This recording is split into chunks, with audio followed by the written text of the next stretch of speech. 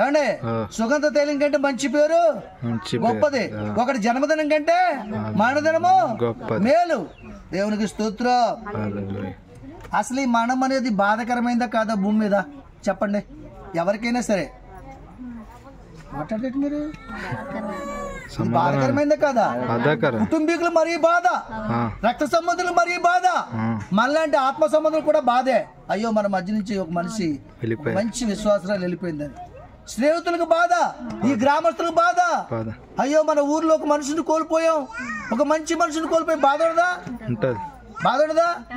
ఉంటుంది. ఆ బాధ ఎంతకాలం ఉంటుంది చెప్పండి? ఆ బాధ ఎంతకాలం ఉంటుంది చెప్పండి?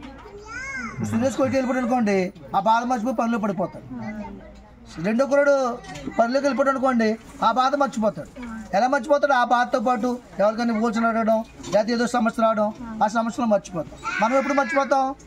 బిర్యానీ తినేసి ఇంటికి వెళ్ళిపోయినంటే మర్చిపోతాం. దేవుని స్తోత్రం కదా. మరి ఏమండి ఇది నిజమైన బాధ కాదు, ఇది నిజమైన బాధ కాదు.